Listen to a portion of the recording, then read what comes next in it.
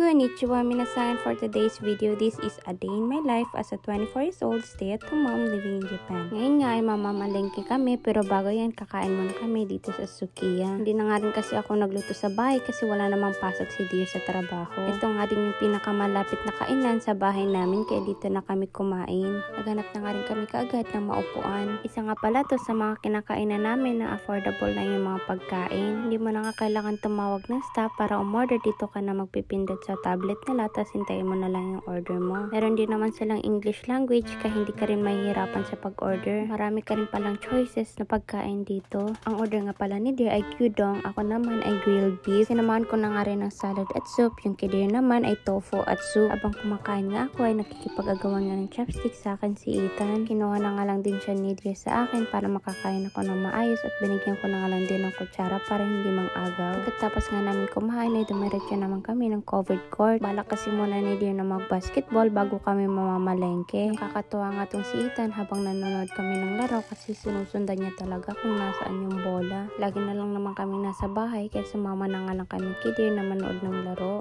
Ito nga rin pala yung isa sa hobby ni Dear kapag weekend. Nahayaan ko na nga lang din siya na gawin yung gusto niya kasi dyan siya masaya. Boring din naman kasi kapag lagi lang kami nasa bahay. Nung makita ko nga humihikab na si Ethan, pinatulog ko nga rin muna siya habang yung daddy niya ay naglalaro ng basketball. Sakto naman yung pagising niya at tapos na yung laro ng daddy niya. Makikita nyo nga yung pamumula ng pisngi niya ay kagat yan ng lamok. Ganitong pa-summer na marami talagang lamok na lumalabas. Dumaan na nga rin pala kami ng 7-Eleven para bumili ng ice cream. Kinuha ko nga ay mochi ice cream. Yung kidir naman ay yung nasa apa. Tulad sa ibang store, self-service nga rin dito yung pagbabayad. Kung may maglalagay ng pera sa machine. Fast forward, dumating na nga kami ng Lamu. Mura nga lang din yung mga bilihin dito, pero kailangan mo maging maaga kasi paghapon ka na baka wala na ganong tira. Una ko nang kinuha ay saging. Wala na nga rin bawang sa bahay kaya kumuha na rin ako. 250 yen nga lang din siya or nasa 95 pesos. Balak ko nga ngayon maglumpiang toge kaya kumuha na rin ako ng dalawa. 69 yen nga lang din siya or nasa 25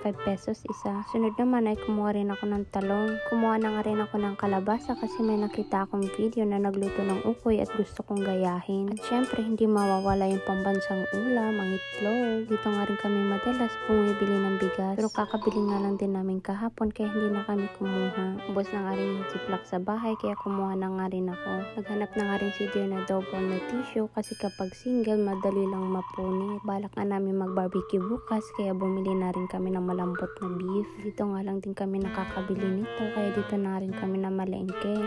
Kumuha na nga rin ako ng lumpia wrapper para sa lumpiang toge. Balak ko nga mag-adobo ngayong week kaya kumuha na nga rin ako ng manok na may buto. Mas masarap na nga rin to kaysa magpurong laman. Dahil nga magba-barbecue kami bukas, bumili na rin ako ng sauce. Paubos na nga rin yung paminta sa bahay kaya bumili lang ako ng refill. Last nga namin kinuha ay mantika. Ito nga rin yung total ng pinamili namin. Nabanggit ko na nga rin sa ibang videos ko na once a week kami namamalengke. Madalas nga ganyan lang yung bill namin. Pero syempre labas pa yung ibang bayarin at bilihin. Tulad ng bigas, gatas at diaper ni baby, gas, kuryente at tubig, monthly ng apartment at sasakyan, monthly nga rin ng mga phone namin ni Dear, at yung monthly loan ko sa license ko, at saka yung kamerang kinuha namin nung nasa hospital pa si baby. At marami pang ibang bayarin. Para malaman nyo nga kung magkano yung ginagastos namin monthly, gagawin ko na nga lang din yan ng video next time. Dumaan na nga rin pala kami ng kama para bumili ng uling at iba pang gagamitin namin bukas sa pagbabarbecue.